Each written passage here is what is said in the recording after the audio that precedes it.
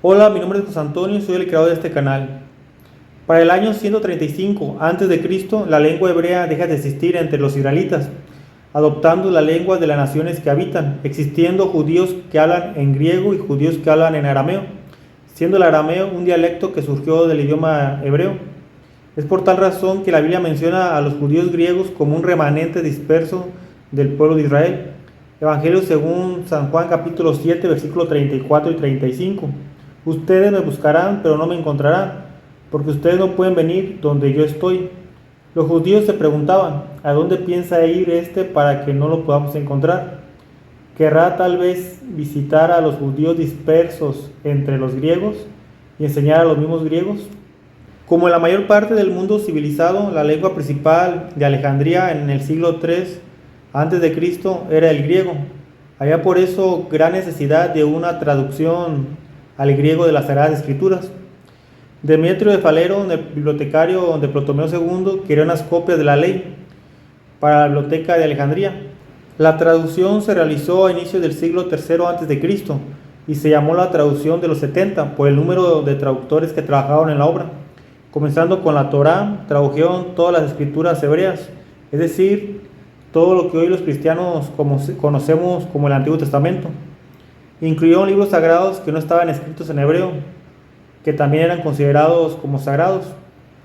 Se trata de los libros escritos en griego, que hoy llamamos deuterocanónicos, los cuales son 7: Sabiduría, Macabeos 1 y 2, Tobit, Judith, Eclesiástico y Baruch. También parte del libro de Esther, parte del libro de Daniel y parte del libro de Sirac. Este canon bíblico surgió 3 siglos antes de Cristo, siendo en total 46 libros.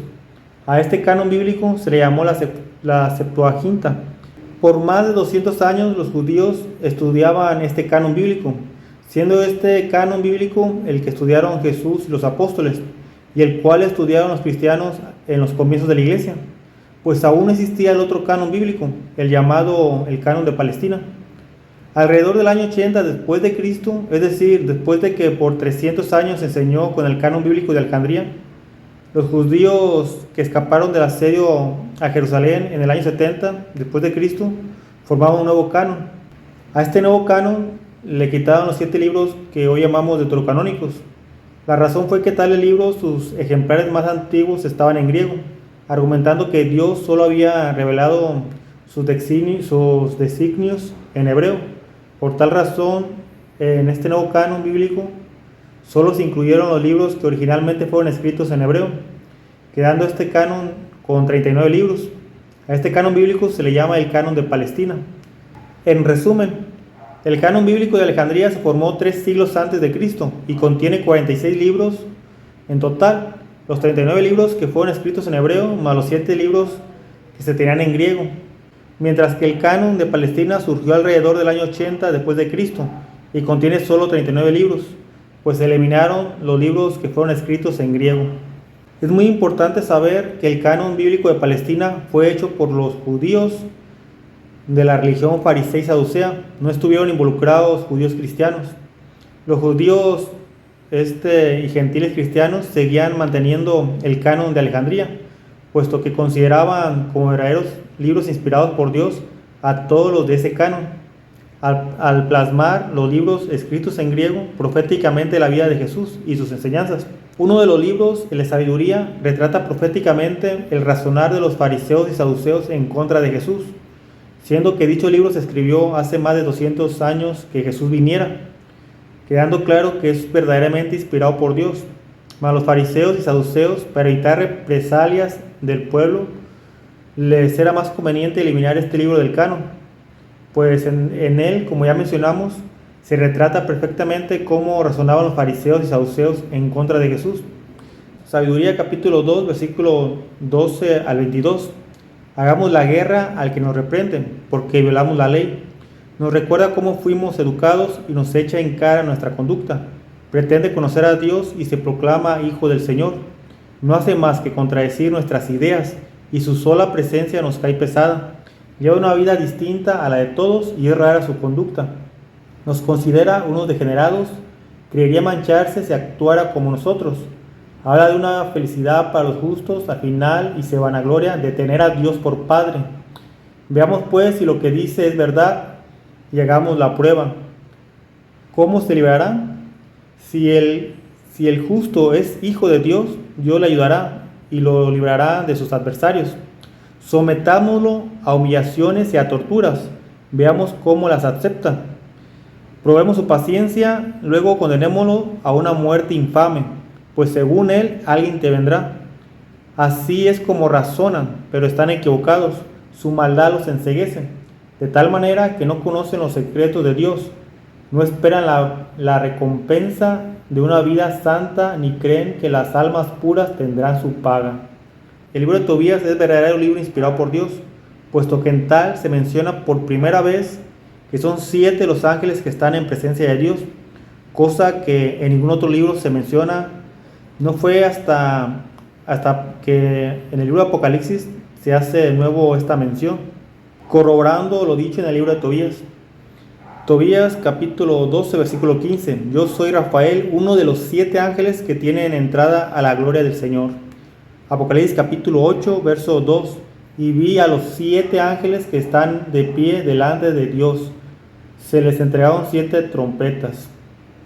Que quede pues bien claro que los 7 libros que tiene el canon bíblico de Alejandría no son libros apócrifos, puesto que muchos que son ignorantes de estos temas suben contenido a internet o hablan de estos libros y los llaman libros apócrifos, cuando el término de apócrifo es en cuanto a un libro que se le considera no auténtico por ser datado en años posteriores a quien se le atribuye el escrito, cuando estos 7 libros sí están datados en el año que se dice fueron escritos, siendo pues estos 7 libros Sabiduría, Macabeos 1 y 2, Tobit, Judith, Barut y Eclesiástico, libros deuterocanónicos, o sea, libros del canon griego. Son pues canónicos, aunque no del canon hebreo. Por tal razón es incorrecto llamarlos apócrifos. Avancemos en el tiempo hasta el año 382 después de Cristo. Hasta este entonces aún no existía la Biblia tal cual la conocemos. Solo existía hasta ese entonces el Antiguo Testamento, el canon de Alejandría y el canon de Palestina. Es decir, aún no se tenía el canon bíblico del Nuevo Testamento. En ese tiempo, el obispo de Roma, es decir, el papa de la iglesia, era Dámaso I, hoy llamado San Dámaso I. Fue el papa número 37. Desde Pedro hasta ese año ya habían existido sin faltar nunca en la iglesia ningún obispo de Roma. En ese año el papa le pide a todas las otras comunidades entregar los escritos que tuvieran de los apóstoles, y son recolectados todos los escritos que estaban regados en las distintas comunidades. Por ejemplo, en la Biblia hay una carta a los Efesios, pues dicha carta que estaba en Éfeso fue entregada al obispo de Roma, o sea, al papa, así como todas aquellas comunidades como los tesalonicenses, los gálatas, los corintios, los filipenses, etc. Todas esas comunidades entregaron al obispo de Roma, al papa, los escritos que conservaban de los apóstoles. Que todas estas comunidades entregaran sus escritos que conservaban de los apóstoles es prueba que reconocían al obispo de Roma como el sucesor de Pedro, como el actual dirigente de la iglesia. Se hizo un nuevo concilio en el año 393 después de Cristo, el llamado Concilio de Hipona, donde se estudió con cuidado cuáles escritos eran auténticos y cuáles no, es decir, cuáles son verdaderos escritos de los apóstoles y cuáles son apócrifos. Aquí hago un paréntesis. Es necesario que entiendan que desde los apóstoles hasta nuestros días han surgido escritos falsos, escritos que supuestamente escribieron los apóstoles, pero en realidad son escritos hechos por otras personas que se hacen pasar por algún apóstol. Es decir, personas que escriben alguna carta, documento o evangelio y dicen que lo escribió un apóstol, pero pues son escritos falsos. Tales escritos contienen errores en descripciones topográficas o están datados en fechas posteriores a quien se le atribuye el autor, y otros traen doctrinas contrarias o relatos contrarios a los que se han reconocido como auténticos. Y esto lo menciona y lo advierte la Biblia. Ya en tiempo de los apóstoles se escribían escritos que se hacían pasar como si algún apóstol los escribió. Existían fariseos y saduceos que escribían cartas a comunidades cristianas donde escribían cosas escandalosas sobre Jesús para sembrar confusión. Y al ser esas cartas o escritos como si algún apóstol los hubiera escrito o enviado, los judíos convertidos al cristianismo, al leerlas, dudaban de Jesús. Con esto los fariseos buscaban desacreditar a Jesús como Mesías. Como por ejemplo, existen hasta hoy en día evangelios apócrifos donde se habla de Jesús haciéndolo ver como un hombre común y no como hijo de Dios. En tales evangelios le quitan la divinidad a Jesús, su castidad al calumniarlo de que tuvo hijos con María Magdalena. En otros escritos apócrifos hasta dicen que Jesús no resucitó. Claro está que son escritos apócrifos, escritos falsos, pues no son las enseñanzas auténticas de los apóstoles, mas querían con esos falsos escritos derrumbar la base del cristianismo, que nos hace únicos y distintos a las otras religiones abrámicas. Por ejemplo, en el judaísmo ellos también creen en el Dios de Abraham como en el Dios verdadero, así como en el Islam también ellos creen en el Dios de Abraham como en el Dios verdadero. Y los cristianos también tenemos al Dios de Abraham como el Dios verdadero. Mas lo que nos diferencia a los cristianos de las otras religiones abrámicas es que nuestro profeta Jesús no es solo un hombre como los demás profetas, sino que es Dios y es el único profeta que murió y resucitó. Y si no fuera esto verdad, sería vana nuestra fe, nuestra religión. Por tal razón, los fariseos y saduceos querían quitar este fundamento de nuestra fe. Leamos en la Biblia cómo Pablo advierte de tener cuidado con los escritos falsos, los escritos apócrifos, esos escritos que según escribieron los apóstoles, mas no es así. Segunda carta a los Tesalonicenses, capítulo 2, versículo 2. Que no se dejen perturbar tan fácilmente, no se asusten por manifestaciones del Espíritu o por rumores o por alguna carta que pasa por nuestra, que dicen que el día del Señor es inminente. Aquí vemos cómo escribían cartas haciéndolas pasar como si fuera escrita por algún apóstol. Es por tal razón que al final de esta carta a los tesalonicenses, Pablo firma la carta como sello de autenticidad, para que reconocieran si después mandan otra carta que no lleve su firma como una carta falsa. Segunda carta a los tesalonicenses, capítulo 3, versículo 17. Este saludo es de mi propia mano, Pablo, es la contraseña en todas mis cartas. Esta es mi letra. La iglesia con el Papa Dámaso y los presbíteros de la iglesia tomaron pues todos los escritos y a los que consideraban auténticos los pusieron en un compendio de libros, en una biblioteca de libros sagrados, a la cual se le llamó el Nuevo Testamento, uniendo el Nuevo Testamento al Antiguo Testamento del canon de Alejandría, y así se formó lo que hoy es la Biblia. La razón de por qué unieron los escritos del Nuevo Testamento al canon de Alejandría es porque es el canon del Antiguo Testamento que estudiaron los judíos convertidos al cristianismo. Es decir, los judíos que sí creyeron en Jesús como Mesías estudiaban el canon de Alejandría, mientras que los judíos que no creyeron en Jesús como Mesías estudiaban el canon de Palestina. Por tal razón se decidió que la Biblia, el libro sagrado de los cristianos, llevara los escritos de los judíos que sí creyeron en Jesús como Mesías, más los libros que la iglesia determinó como auténticos del Nuevo Testamento, quedando la Biblia que formó la Iglesia Católica con 73 libros en total, 46 del Antiguo Testamento y 27 del Nuevo Testamento. La mayoría de los escritos del Nuevo Testamento estaban en griego. Fue a quien hoy llamamos San Jerónimo, que por petición del Papa Dámaso I tradujo los escritos del Antiguo Testamento y del Nuevo Testamento al latín, ya formando así la primera Biblia, la Biblia Vulgata, toda ella escrita en latín. Fue hecha pues la Biblia por la Iglesia Católica, repito, fue hecha, no escrita. Sabemos que los libros los escribieron los apóstoles y profetas, mas la Iglesia Católica recolectó tales libros y puso todos esos libros en una sola biblioteca. Por eso de ahí el nombre de Biblia, al ser una biblioteca de libros sagrados, pues Biblia significa biblioteca. Con el pasar del tiempo han surgido otras versiones y traducciones, pero todas las traducciones que han surgido con el pasar del tiempo son traducciones tomadas de la Biblia Vulgata, traducida por San Jerónimo. Por ejemplo, la Biblia del Oso, hecha por Casiodoro de Reina en el año 1569, quien supuestamente fue quien tradujo la Biblia del latín al castellano, mas este es un mérito equivocado, pues en realidad la primera Biblia traducida al castellano fue la Biblia alfonsina del año 1280. Esta Biblia llamada del Oso, aunque tenía todos los libros que hoy siguen conteniendo las Biblias católicas, es decir, 73 libros en total, tenía muchos errores que después Cipriano de Valera corrige.